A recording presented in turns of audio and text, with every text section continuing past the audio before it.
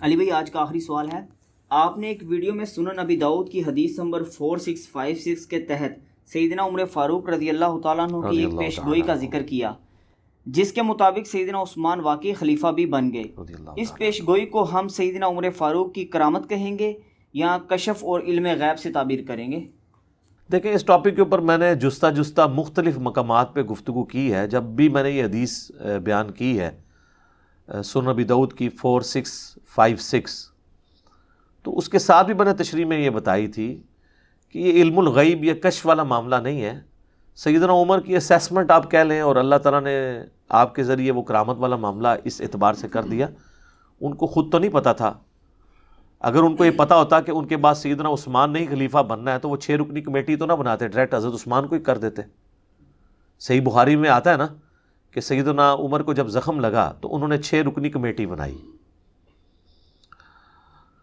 اور فرمایا کہ میں اپنے بعد اس امر خلافت میں ان 6 بندوں کے سوا کسی کو حقدار نہیں سمجھتا کہ جن سے رسول اللہ اپنی وفات تک راضی رہے۔ پھر انہوں نے کہا علی، عثمان، طلحہ، زبیر، عبد الرحمن بن عوف، سعد ابن ابی وقاص، اور حضرت سعید ابن زید بھی تھے ان کے بہنوئی، ان کا نام نہیں لیا کیونکہ وہ رشتہ دار تھے، عشرہ مبشرہ میں وہ بھی تھے۔ ابو عبیدہ ابن جرح کا نام اس لیے نہیں لیا کہ وہ فوت ہو چکے تھے اس وقت تک۔ یہ 6 بندے ہی زندہ تھے، سیدنا علی، عثمان، طلحہ، زبیر، عبد الرحمن بن عوف اور سعد ابن ابی وقاص۔ اور مسلم میں تو بڑے سخت الفاظ ہیں کہ جن کو دیکھو کہ ان کی مخالفت پہ کھڑا ہوا ہے تو سمجھ لینا یہ اسلام کے دشمن اور کافر ہیں، جن کو میں نے اسلام کی خاطر اپنے ہاتھوں سے مارا تھا۔ تو کمیٹی بنانے کا مقصد یہی تھا، ورنہ وہ ڈائریکٹ حضرت عثمان کو اگر نامزد کرنا چاہتے تو وہ خود بھی کر سکتے تھے۔ تو یہ جو ابو داؤد کی حدیث ہے نا 4656، اس میں الفاظ یہ ہیں کہ سیدنا عمر نے ایک کوئی کرسچن پادری تھا، اس کی طرف پیغام بھیجا اور اس کو بلوایا اپنے دور خلافت میں اپنے پاس، اور کہا کہ بتا تیری کتابوں میں میرے بارے میں کیا پیش گوئی لکھی ہوئی ہے، پروفیسی کیا موجود ہے؟ وہ تو قرآن میں موجود ہے۔ سورہ الفتح کی آخری آیت محمد رسول اللہ والذین معہ اشداء علی الکفار رحماء بینہم، تو اس میں آگے چل کے آتا ہے کہ ان کی یہ صفات، نبی علیہ السلام کی اصحاب کی یہ صفات تورات اور انجیل میں موجود ہے۔ تو حضور علیہ السلام کے ساتھیوں کی تعریف ان کتابوں میں بھی موجود تھی جو پرانی الہامی کتابیں تھیں۔ تو وہ پادری کہنے لگا کہ آپ کے بارے میں لکھا ہے کہ آپ قرن ہیں۔ تو انہوں نے کہا کیا مطلب قرن کا؟ تو وہ کہنے لگا کہ ایک مضبوط آہنی دیوار ہیں آپ، اور یہ بات بالکل ٹھیک ہے۔ بخاری مسلم میں حدیث ہے میری امت اور فتنوں کے درمیان دروازہ عمر ہے، جب اسے توڑ دیا جائے گا تو میری امت پہ فتنے شروع ہو جائیں گے۔ ہم سیدنا ابو بکر اور عمر کی خلافت کو خلافت محفوظہ سمجھتے ہیں، حضرت عثمان و علی کی خلافت بھی خلافت راشدہ ہے، لیکن وہ خلافت مفتونہ ہے، فتنوں کا دور ہے۔ اصل میں جو گولڈن پیریڈ ہے نا خلافت کا، وہ حضرت ابو بکر اور عمر کی خلافت ہے رضی اللہ عنہما۔ خود حضور جب کہہ رہے ہیں کہ عمر کے بعد فتنے شروع ہو جائیں گے، تو اس حدیث کے تحت اس کا کرن کہنا وہ بالکل درست تھا۔ پھر انہوں نے پوچھا کہ اس کے بعد جو خلیفہ آئے گا، اچھا یہ حدیث جو ہے نا ابو داؤد کی، اسے شیخ البانی اپنے منہج کی غلطی کی وجہ سے ضعیف کہتے ہیں، لیکن حدیث بالکل سونے کی مہر صحیح حدیث ہے۔ شیخ زبیر صاحب نے دارالسلام کی آپ ابو داؤد کھولے، اس پہ صحت کا حکم لگایا، اسی لیے ہم نے کربلا والے ریسرچ پیپر میں اس حدیث کو ڈالا ہے۔ تو انہوں نے پوچھا کہ اس کے بعد جو خلیفہ ہوگا، ان کا خلیفہ تو نیک ہوگا لیکن اپنے رشتہ داروں کو نوازے گا، وہ اس میں اقربا پروری ہوگی۔ یہ نیگیٹو اقربا پروری نہیں ہے، وہ تالیف قلب کے لیے بنو امیہ کو انہوں نے ساتھ اٹیچ کیا، لیکن ظاہر ہے کہ حضرت عمر کی پالیسیز تو یہ نہیں تھی، اور اس پالیسی کا اہتمام نہیں ہو سکا تو پھر اس کے نیگیٹو رزلٹ بھی سامنے آئے۔ تو اس پہ حضرت عمر کی زبان مبارک پہ یہ الفاظ جاری ہوئے، خدا عثمان پر رحم کرے، خدا عثمان پر رحم کرے، خدا عثمان پر رحم کرے، 3 دفعہ فرمایا۔ اس میں نے کہا تھا کہ یہ حضرت عمر کی اسیسمنٹ تھی جو واقعی کرامت کے طور پہ ظاہر ہوئی، کیونکہ ان کے دماغ میں پلاننگ ہوگی نا کہ میں 6 رکنی کمیٹی بناؤں گا اور ہو سکتا ہے وہ حضرت عثمان پہ متفق ہو جائے، لیکن کوئی کلیئر کٹ تو چیز نہیں تھی موجود. تو یہ کوئی کشف نہیں تھا ان کو ہوا، ان کی اسیسمنٹ تھی. قریبی لوگ جانتے ہوتے ہیں کہ کسی شخص کی عادتیں کیا ہے. اس حوالے سے میں نے کربلا والے ریسرچ پیپر میں کئی ایک احادیث بھی شامل کی ہیں.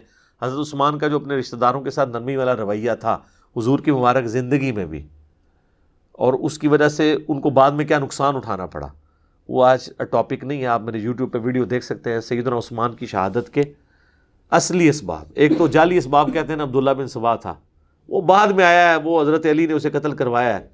حضرت عثمان کے گورنر بنو امیہ کے جو تھے، ان کے اپنے گورنر، وہ ان کی شہادت کا سبب بنے. ان کی غلط پالیسیز اور ایٹیچیوڈ جو تھا گورنروں کا. تو وہ 3 دفعہ ان کی زبان سے یہ الفاظ نکلے. باقی اگر کوئی کہتا ہے یہ ان کا کوئی کرامت اس حوالے سے ہے کہ ان کو کشف ہو گیا تھا، تو یہ غلط ہے. صحیح بخاری میں کتاب الشہادات چیپٹر میں حدیث موجود ہے. سیدنا عمر کہتے ہیں جب تک رسول اللہ ہم میں موجود تھے تو وحی کے ذریعے بھی ہم کسی کے دل کے اعتبار سے، اس کی زبان کے اعتبار سے فیصلہ کر دیتے تھے. اللہ وحی کے ذریعے اپنے نبی کو بتا دیتا تھا. جب سے حضور فوت ہوئے ہم ان کے ظاہر پہ اب فتویٰ لگائیں گے اور دن کا معاملہ اللہ کے اوپر چھوڑیں گے. ہمیں نہیں پتا کسی کے دل کے اندر کیا ہے. تو حضرت عمر تو خود اپنے کشف کی نفی کر رہے ہیں. لہٰذا یا ساریت الجبل والی روایت جو دلائل النبوہ امام بیہقی کی کتاب سے پیش کی جاتی ہے، جو مشکات میں بھی 3 جلد کے اندر موجود ہے، اس کی 2 اسناد ہیں، دونوں ضعیف ہیں. تو ایک میں تدلیس کا ایشو ہے، دوسری روایت جو ہے وہ ضعف کی وجہ سے ضعیف ہے. اس پہ شیخ زبیر صاحب نے پورا مضمون بھی لکھا ہوا ہے. دونوں روایتیں جو ہے نا وہ ضعیف ہیں. تو وہ یا ساریت الجبل والی بھی روایت کوئی ثابت نہیں ہے. تو بخاری میں جب آ گیا کہ انہوں نے کہا کہ ہمیں تو نہیں پتا، ہم تو اللہ کے سپرد کرتے ہیں دلوں کا معاملہ، ہم تو ظاہر پہ بات کرتے ہیں. یہاں پہ بھی ان کی اسیسمنٹ تھی. پھر انہوں نے پادری سے پوچھا کہ اس کے بعد جو خلیفہ بنے گا، تو اس نے کہا کہ وہ تو لوہے میں لپٹا ہوا شخص ہوگا. تو حضرت عمر کو غصہ آیا. انہوں نے کہا بدبودار کیا کہہ رہا ہے تو، لوہے میں لپٹا ہوا. تو کہنے لگا کہ وہ خلیفہ تو بڑا نیک ہوگا، لیکن اس کی زندگی پوری جنگوں میں گزرے گی، کیونکہ تلوار نیام سے باہر آ چکی ہوگی. وہ تو خود نیک ہوگا، کوشش کرے گا اس سسٹم کو بچانے کی، لیکن معاملات ہینڈل نہیں ہوں گے، خون بہنا نہیں رکے. لوہے میں لپٹا ہوا یعنی وہ اس کو خلافت سنبھالتے ہی زیرہ پہننی پڑ جائے گی. تو پھر مولا علی کو جنگ جمل صفین نہروان لڑنی پڑی ہے نا. اب دیکھیں نا، تو وہ تو پہلے ہی پریڈکشن موجود تھی کہ ان پہ یہ مشکل وقت آنا ہے. تو اس حدیث کے تحت بعض لوگوں نے کہا کہ حضرت عمر کو کوئی شاید کو کشف ہو گیا تھا. کشف نہیں ہوا تھا، بلکہ ان کی ایک اسیسمنٹ تھی کہ حضرت عثمان میں یہ کوالٹیز پائی جاتی ہیں، خدا عثمان پہ رحم کرے کہ وہ ایسا یعنی معاملہ ان سے نہ ہو. باقی یہ کہ وہ جو معاملات ہوئے اس کی وجہ سے پھر میں سمجھتا ہوں کہ سیدنا عثمان کی شہادت ان کی غلطیوں کا کفارہ بن گئی. اس حوالے سے آج کی ڈیٹ میں ہم انہیں کوئی متون نہیں کر سکتے. وہ بخاری میں بڑی ڈیٹیل حدیث ہے نا، ایک صحابی نے خواب دیکھا تھا کہ آسمان سے گھی اور شہد ٹپک رہا ہے، اور رسول اللہ صلی اللہ علیہ وآلہ وسلم ایک رسی لٹکی ہے اس سے اوپر چڑھ گئے، اور پھر دوسرے شخص نے وہ رسی پکڑ لی، وہ بھی اوپر چڑھ گیا، یعنی حضرت ابو بکر. پھر تیسرے شخص نے رسی پکڑی، وہ بھی اوپر چلا گیا، یعنی حضرت عمر. پھر جب چوتھے شخص نے رسی پکڑی، یعنی حضرت عثمان، تو رسی ٹوٹ گئی. پھر حدیث میں الفاظ ہیں اس رسی کو اس کے لیے جوڑ دیا گیا، تو وہ بھی اوپر چڑھ گیا. تو یہ تکلیفوں والا تو معاملہ تھا نا. بخاری مسلم میں حدیث ہے، نبی علیہ السلام ایک باغ میں ایک کنویں کی منڈیر پہ بیٹھے ہوئے تھے، تو باغ کے دروازے پہ دستک ہوئی. وہ باغ آپ کا نہیں تھا، کسی صحابی کا تھا. آپ نے فرمایا جو کوئی بھی ہے نا اس کو جنت کی بشارت دے دو. دروازہ کھولا تو حضرت ابو بکر. تو انہوں نے کہا رسول اللہ نے آپ کے لیے جنت کی بشارت دی ہے. تو حضرت ابو بکر آئے، نبی علیہ السلام نے ان کو دائیں طرف بٹھا لیا اس کنویں کی منڈیر پہ. تھوڑی دیر بعد پھر دستک ہوئی. بخاری مسلم کے الفاظ ہیں، نبی علیہ السلام فرمایا اب بھی جو آیا نا اس کو جنت کی بشارت دو. دروازہ کھولا تو حضرت عمر. حضور علیہ السلام نے ان کو اپنے بائیں طرف بٹھا لیا. تیسری دفعہ جب دستک ہوئی تو آپ فرمایا اب جو آیا نا اسے بھی جنت کی بشارت دو، لیکن ان مصیبتوں اور تکالیف کے ساتھ جو اسے پہنچیں گی. دروازہ کھولا تو حضرت عثمان تھے. یعنی حضور کو یہ بتایا گیا تھا کہ ان کے ان کے آخری وقت میں ان کو ان آزمائشوں سے گزرنا پڑے گا۔ تو اس صحابی نے حضرت عثمان کو کہا کہ میں آپ کے لیے جنت کی بشارت ہے، لیکن حضور نے کہا ان تکلیفوں کے ساتھ جن سے آپ کو گزرنا پڑے گا، ان فتنوں اور آزمائشوں کے ساتھ۔ تو ان کا میں اللہ کی پناہ میں آتا ہوں ان آزمائشوں کے اگینسٹ۔ تو آزمائش تو ٹال نہیں سکتے جو اللہ نے مقدر کی ہے۔ تو وہ راوی کہتے ہیں کہ دائیں بائیں تو جگہ ختم ہو چکی، تو حضور کے سامنے حضرت عثمان آ کے بیٹھ گئے۔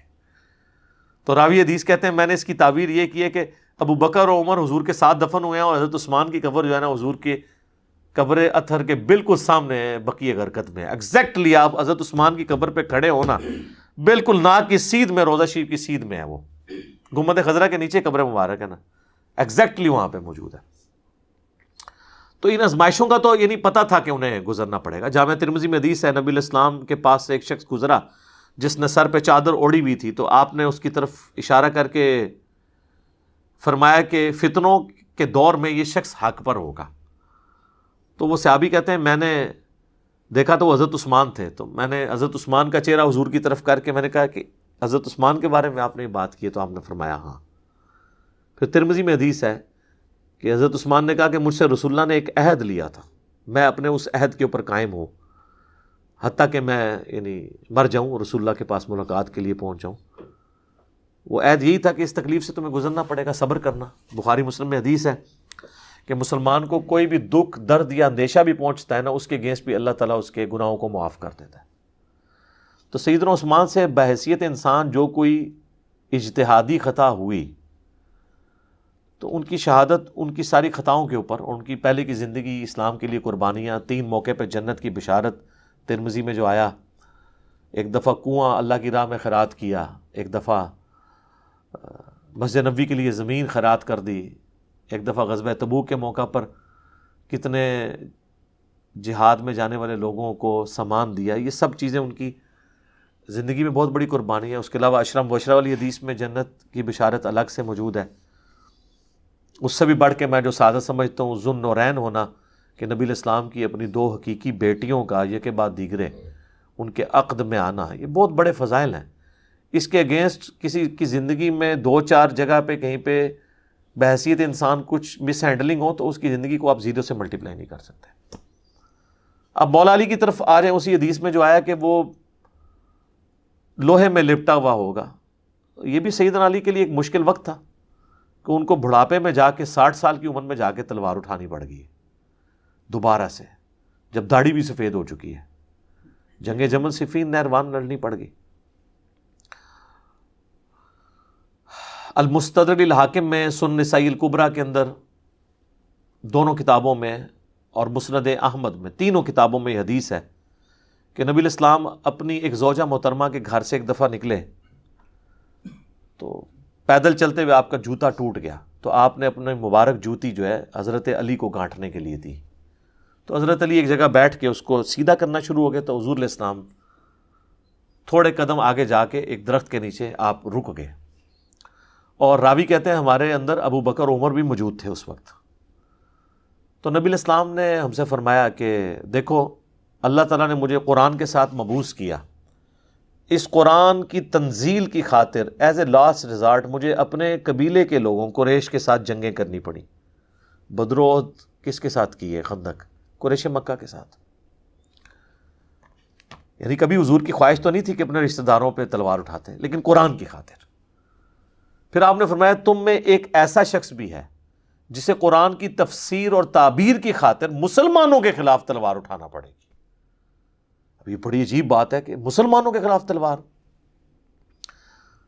صحابہ کہتے ہیں ہم بڑے شوق سے متوجہ ہوئے کہ وہ شخص کون ہوگا جو حضور کا کام کرے گا حضور علیہ السلام کے بعد۔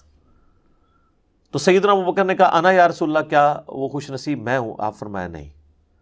حضرت عمر نے کہا میں ہوں؟ فرمایا نہیں، بلکہ وہ شخص ہے جو میری جوتیاں گانٹ رہا ہے۔ تو صحابہ کہتے ہیں ہم فوراً سیدنا علی کے پاس پہنچے ان کو بشارت دینے کے لیے کہ آپ کے لیے اتنی بڑی بشارت ہے کہ آن دا بہاف آف پروفٹ، جس طرح رسول اللہ نے کافروں کے خلاف تلوار اٹھائی تھی قرآن کی تنزیل کے لیے، آپ مسلمانوں کے خلاف تلوار اٹھائیں گے قرآن کی تعبیر اور تفسیر کے لیے۔ جو سورۃ الحجرات میں آیا کہ اگر مومنوں کا کوئی گروہ باغی ہو جائے اس کے خلاف قتال کرو یہاں تک کہ وہ واپس آ جائے. اس کی تفسیر آپ نے بننا ہے. تو سیدنا علی مسکرا پڑے. انہوں نے اس طریقے سے رسپانس کیا کہ صحابہ کہتے ہیں ہم سمجھ گئے کہ حضرت علی کو یہ بات پتہ ہے کہ انہوں نے یہ کام کرنا ہے, حضور نے ان کو یہ بشارت دی ہوئی ہے. تو اس کے تحت حضرت علی ہی کے دور میں جنگ جمل صفین نہروان ہونی تھی, اور چوتھا خلیفہ حضرت علی نے ہی بننا تھا. پہلے دوسرے اور تیسرے خلیفے کے موقع پر تو یہ جنگیں آئی بھی نہیں ہے نا. جس وقت ڈیوٹی تھی وہ اسی وقت انہوں نے پوری کرنی تھی نا. تو وہ پھر ڈیوٹی انہوں نے اپنی پوری کی ہے. اللہ تعالیٰ نے جو نبی الاسلام نے ان کے ذمہ کام لگایا تھا وہ کیا پورا. اچھا, اب یہ حدیث جو ہے نا ان کے گلے پہ بڑی اٹک جاتی ہے, کیونکہ اس کے ساتھ پھر وہ ابو داؤد ترمذی ابن ماجہ کی حدیث ہے, علیکم بسنتی و سنت الخلفاء الراشدین المہدیین, تم پر میری سنت اور میرے خلفاء راشدین کی سنت لازم ہے.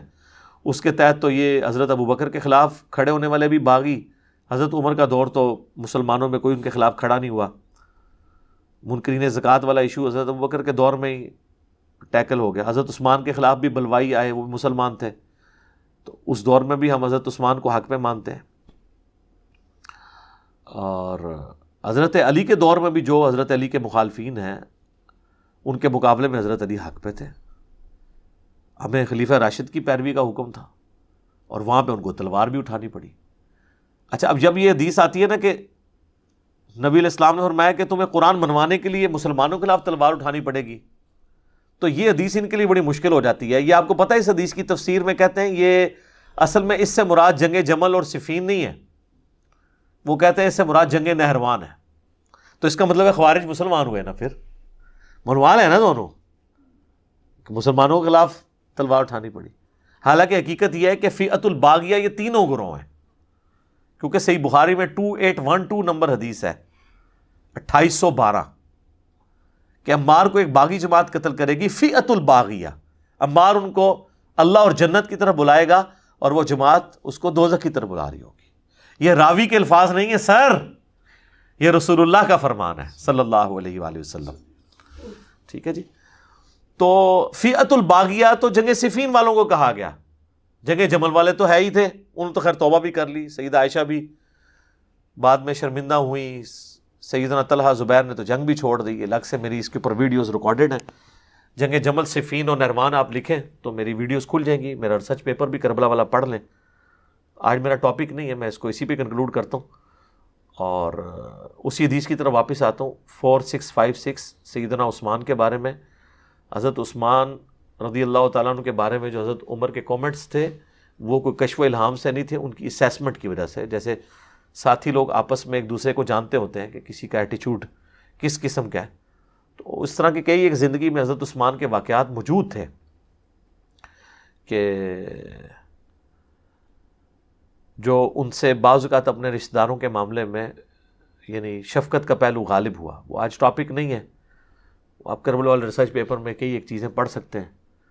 ایک کاتب وحی جو مرتد ہو گیا تھا, حضرت عثمان کا رشتہ دار تھا, سنن نسائی میں ڈیٹیل حدیث موجود ہے. آپ نے فرمایا غلاف کعبہ میں بھی پاؤ اسے قتل کر دینا. حضرت عثمان نے اسے پناہ دے دی, حضور کے سامنے جو ہے وہ پیش کیا. عبداللہ بن سعد ابی سرہ, تو نبی علیہ السلام نے اپنا چہرہ انور پھیر لیا, دوسری طرف سے آ کے پیش کیا, یا رسول اللہ اس کی توبہ. حالانکہ حضور تو فرما چکے تھے کہ غلاف کعبہ میں لپٹا ہو. باقی 3 قتل ہو گئے, اس کو تو پناہ مل گئی تھی, اور حضور تو نہیں چاہتے تھے پناہ ملے, کیونکہ یہ کاتب وحی تھا اور مرتد ہوا تھا. کاتب وحی مرتد ہوا ہو تو پھر معاملہ تو بڑا خطرناک ہے. 3 دفعہ ایسے ہوا, چوتھی دفعہ نبی علیہ السلام نے شفقت فرمائی. ٹھیک ہے, جب وہ چلا گیا تو آپ نے فرمایا کہ تم میں کوئی ایک شریف آدمی بھی ایسا نہیں تھا کہ وہ دیکھ رہا ہو کہ میں اپنا رخ انور پھیر رہا ہوں تو اٹھ کے اس کو قتل کر دیتا, جس کے بارے میں عثمان مجھ سے پناہ مانگ رہا تھا. جب میں نے حکم دیا تھا کہ غلاف کعبہ میں بھی لپٹا ہوا تو قتل کر دو, تو تم نے اس چیز کا کیوں کیا کہ میں تمہیں ڈائریکٹلی حکم دوں؟ میرا چہرہ انور پھیرنے سے تم نے سمجھ نہیں لیا کہ اسے مار دو؟ تو صحابہ نے کہا یا رسول اللہ, آپ اگر ہمیں ایک دفعہ آنکھ سے اشارہ کر دیتے نا تو ہم اسے ادھر ہی تکا بوٹی کر دیتے. تو نبی علیہ السلام فرمایا کہ نبی کے لیے شایع نہیں کہ وہ آنکھ سے کسی کو اشارہ کرے, یہ اس کے اخلاق سے بلند تر چیز ہے. لیکن نبی علیہ السلام کو ظاہر ہے کہ, اور پھر یہی جو ہے نا یہ مصر کا گورنر تھا, اسی کی وجہ سے حضرت عثمان کے لوگ خلاف ہوئے اور وہ دیکھیں کس جگہ ایک معاملہ مس ہینڈل ہوا اور اس کے ایفیکٹس کہاں تک جا کے نکلے. اس کو ویسے پنجابی میں ایک محاورہ بولا جاتا ہے کہ ہاتھاں نال لائیاں ہوئیاں گنڈاں جہڑیاں نے وہ دنداں نال کھولنیاں پیندیاں نے. یعنی جو ہاتھ سے آپ گرہ لگاتے ہیں نا وہ پھر اتنی مضبوط لگ جاتی ہے کہ وہ ہاتھ سے نہیں کھولتی, پھر دانتوں سے کھولنی پڑتی ہے. تو اس طرح کی ایکٹیویٹیز, اس طریقے سے مروان اور اس کے باپ حکم کو نبی الاسلام نے شہر بدر کر دیا تھا. حضرت ابوبکر کے دور میں حضرت عثمان نے بڑی کوشش کی, رشتہ دار تھے کہ ان کو اندر لے آئیں. حضرت ابوبکر نے نہیں اجازت دی, حضرت عمر نے اجازت نہیں دی. اپنے دور میں وہ لے آئے, اپنی بیٹی کا بھی نکاح کر دیا کہ شاید یہ سدھر گئے ہوں. اور وہی مروان ہے جس نے مور لگا کے تو وہ محمد نبی بکر اور باقی لوگوں کے لیے قتل کا فتویٰ جاری کیا تھا, جس کی وجہ سے اہل مصر ان کے خلاف ہوئی. حضرت عثمان کا محاصرہ کر کے انہیں شہید کر دیا. تو اس کے پیچھے بھی وہ ایک رشتہ داری والی شفقت. پھر مسلم شریف میں جو حدیث ہے, جو ولید بن عقبہ جو ان کا ستیلا بھائی تھا حضرت عثمان کا, اسے کوفے کا گورنر لگایا, وہ اس نے شراب پی کے نماز پڑھائی. مسلم شریف میں آتا ہے, سلام پھیر کے کہتا ہے میں 2 پڑھائی نے, یہ 4 پڑھائی نے. اسے پتہ ہی نہیں تھا. شکایت پہنچی, کوڑے بھی لگوائے گئے. حضرت علی موجود تھے, حضرت عثمان نے کہا اسے کوڑے لگاؤ. حضرت علی نے حضرت حسن ابن علی سے کہا کہ اٹھ اسے کوڑے لگا. تو حضرت حسن نے اپنے باپ کے بھی حکم نہیں مانا. انہوں نے کہا جو ان کی میٹھی کھاتا ہے وہی کڑوی بھی چکھے, کیوں اس طرح کے گورنر ہمارے اوپر لگاتا ہے. یعنی اس کا مطلب تھا. پھر بنو امیہ بنو ہاشم کی جنگ شروع ہو جائے گی, ایک کولڈ وار. تو حضرت حسن وہاں سے چلے گئے, حضرت علی اپنے باپ کا حکم نہیں مانا. اتنی ناراضگی تھی, وہ سمجھتے تھے کہ یار کیوں اس طرح کے لوگ ہم پہ مسلط کیے ہیں حضرت عثمان نے. پھر ایک اور صحابی تھے, ان کو حضور سیدنا علی نے حکم دیا تو انہوں نے کوڑے لگائے. 40 پہ پہنچ کے انہوں نے کہا کہ رسول اللہ صلی اللہ علیہ وسلم 40 لگواتے تھے, حضرت ابوبکر نے بھی 40 لگوائے, حضرت عمر نے 80 لگائے. مجھے دونوں پسند ہیں لیکن 40 پہ اکتفا کرتے ہیں, 80 بھی لگوا سکتے تھے. تو وہ آہستہ آہستہ ساری چیزیں پائل اپ ہوتی گئی. پھر صحیح بخاری میں آتا ہے کہ حضرت عثمان کے گورنروں کی شکایت جب حضرت علی کے پاس آئی کہ یہ مال غنیمت کو اس طریقے سے تقسیم نہیں کرتے, تو حضرت علی نے اپنے بیٹے محمد بن حنفیہ کو, جو حنفیہ نامی عورت سے ایک دوسرا بیٹا تھا, اس کو بھیجا ایک نبی الاسلام کی تحریر دے کے کہ جاؤ عثمان کو کہو کہ اپنے گورنروں کو اس تحریر کے مطابق حکم دیں کہ وہ مال غنیمت تقسیم کریں. تو وہ کہتے ہیں کہ میں جب لے کے پہنچا تو حضرت عثمان نے کہا کہ مجھے اس تحریر کی حاجت نہیں ہے. وہ کہتے ہیں میں لے کے واپس آیا, حضرت علی کو اپنے باپ کو بتایا تو حضرت علی نے کہا کہ اس تحریر کو نا وہیں رکھ دو, اسی طاقچے میں جہاں سے اٹھائی تھی. اس پہ محمد بن حنفیہ کہتے ہیں اگر میرے باپ نے عثمان کے خلاف کبھی کھڑا ہونا ہوتا تو یہ موقع تھا جب رسول اللہ کی تحریر انہوں نے واپس کر دی. تو حضرت علی نے اس وقت بھی ٹالریٹ کیا. اس کی تعبیر بعض سنیوں نے کیا کہ وہ انہوں نے کہا کہ میرے پاس فوٹو کاپی رکھی ہوئی ہے. فوٹو کاپی نہیں تھی جناب. تو وہ اس طرح کئی ایک چیزیں جمع ہوتی رہی. تو وہ پھر ایک جمع ہوتے ایک انبار لگ گیا. تو وہ پھر آزمائشیں جو ہے نا وہ آئیں. ایک تلخ حقیقت ہے اس بارے میں, یعنی مولانا مودودی رحمہ اللہ تعالیٰ نے خلافت الملوکیت میں قلم اٹھایا ہے, اس کے اوپر بڑا جذباتی کومنٹس کیے ڈاکٹر اسرار صاحب رحمہ اللہ تعالیٰ نے. تو جذباتیت کو سائڈ پہ رکھ کے علمی بات کریں کہ یہ جو کچھ حقائق ہیں یہ تاریخ کی کتابوں میں نہیں ہے, حدیث کی کتابوں میں, جو میں نے کربلا والے ریسرچ پیپر میں بھی 5B میں آپ جا کے ahlsunnatpak.com سے ڈاؤن لوڈ کریں. ہماری اکیڈمی میں صبح 9 سے 5 بجے تک کال کریں, فری آپ کے گھر آ جائے گا. صرف TCS کے 300 آپ کو خرچہ ڈاک کا دینا پڑے گا. 032159000162 ہمارے اکیڈمی کا نمبر ہے. نماز کے اوقات میں بند رہتا ہے, صبح 9 سے شام 5 بجے تک آپ رابطہ کریں. تو یہ 12 کا پیکج, 3 اذکار کارڈ اور 9 ریسرچ پیپرز انکلوڈنگ یہ کربلا والا ریسرچ پیپر 200 احادیث والا, آپ کو یہ انشاءاللہ مفت ڈاک میں آ جائے گا. اردو میں اگر پڑھنا ہے, اگر آپ نے عربی میں, ہندی میں, انگلش میں پڑھنا ہے تو ویب سائٹ پہ اس کا PDF رکھا ہے, وہ آپ ڈاؤن لوڈ کریں. اردو والا بھی رکھا ہوا ہے, ڈاک میں ہم صرف اردو والا بھیجتے ہیں. ایک بات میں اس میں ایڈ کر دوں حضرت عثمان کے قاتلین کے حوالے سے, کہ یہ جو مشہور کیا گیا نا وہ کو منافقین تھے. منافقین نہیں تھے, وہ مسلمان ہی تھے. صحیح بخاری میں 695 نمبر حدیث ہے کہ جب باغیوں نے مسجد نبوی پہ قبضہ کیا تو حضرت عثمان کو لوگوں نے آ کے شکایت کی کہ مسجد پہ فتنے کے امام کا قبضہ ہے، ہمیں نماز پڑھاتا ہے، ہمارے امام تو آپ ہیں، ہمیں خطرہ ہے کہ ہم گناہ میں مبتلا نہ ہو جائیں۔ تو حضرت عثمان نے کہا کہ نماز ہی مسلمانوں میں ایک نیکی کا کام ہے، نیکی کے کاموں میں ان کا ساتھ دو اور برائی میں ان سے الگ رہو۔ تو حضرت عثمان منافقین کے پیچھے کس طرح نماز پڑھنے کا کہہ سکتے تھے؟ منافق کا تو مطلب کافر ہوتا ہے۔ تو بلوائی جو تھے وہ مسلمان ہی تھے، ان میں کئی اصحاب بدر بھی تھے، اصحاب شجرہ میں سے بھی کچھ لوگ تھے۔ تو البتہ ہم ان کے سٹانس کو غلط سمجھتے ہیں، جس طرح ہم حضرت طلحہ اور زبیر کے سٹانس کو غلط سمجھتے ہیں، حضرت معاویہ کے سٹانس کو حضرت علی کے خلاف غلط سمجھتے ہیں، اگرچہ یہ بھی صحابہ ہے، اس طرح ان صحابہ کے حضرت عثمان کے خلاف ایکٹیویٹی کو غلط سمجھتے ہیں۔ اختلاف رائے جو تھا وہ درست تھا، لیکن ایکٹیویٹی پرفارم جو کی وہ غلط کی ہے۔ تو یہ میں نے اس لیے کلیئر کرنا ضروری سمجھا۔ لوگ کہتے ہیں وہ جی مسند احمد میں ایک حدیث ہے کہ نبی علیہ السلام نے فرمایا کہ منافقین کوشش کریں گے تم سے وہ قمیض اتروانے کی۔ وہ منافقین وہ اصطلاحاً منافقین نہیں ہیں، وہ لغت کے معنوں میں آپ کہہ سکتے ہیں۔ اصطلاح والی منافقین تو اگر حضرت عثمان کو حضور نے کہا کہ منافقین تم سے اتروائیں گے تو آپ نے منافقین کے پیچھے نماز کی اجازت دینی تھی۔ وہ تو اسی طریقے سے جیسے بخاری مسلم میں حدیث ہے کہ منافق کی 4 نشانیاں ہیں، بات کرے گا تو جھوٹ بولے گا، اور اسی طریقے سے اگر کہیں پر جھگڑا ہو جائے گا تو وہ گالی گلوچ پہ اتر آئے گا، وعدہ خلافی کرے گا۔ تو یہ تو ہمارے کئی کلموں کو مسلمانوں میں موجود ہیں، منافقوں والی صفت تو ہے نا، لیکن یہ اعتقادی منافق تو نہیں، عملاً منافق ہے نا، عقیدے میں تو مسلمان ہے۔ اس طریقے سے وہ بلوائی بھی مسلمان تھے۔ تو یہ میں نے کلیئر کرنا اس حوالے سے ضروری سمجھا۔ اس پہ امام بخاری نے باب باندھا ہے کہ باغی اور بدتی کے پیچھے نماز کا حکم کیا پڑھ سکتے ہیں۔ اللہ تعالیٰ سے دعا ہے جو حق بات میں نے کہی اللہ تعالیٰ ہمارے دلوں میں راسخ فرمائے۔ اگر جذبات میں میرے منہ سے کوئی غلط بات نکل گئی تو اللہ تعالیٰ ہمارے دلوں ہی سے محو کر دے، ہمیں معاف بھی فرما دے، ہمیں کتاب و سنت کی تعلیمات پر عمل کر کے دوسرے بھائیوں تک پہنچانے کی توفیق عطا فرمائے۔ سبحانک اللہم و بحمدک، اشہد ان لا الہ الا انت، استغفرک و اتوب الیک، وما علینا الا البلاغ المبین۔ جزاکم اللہ خیرا۔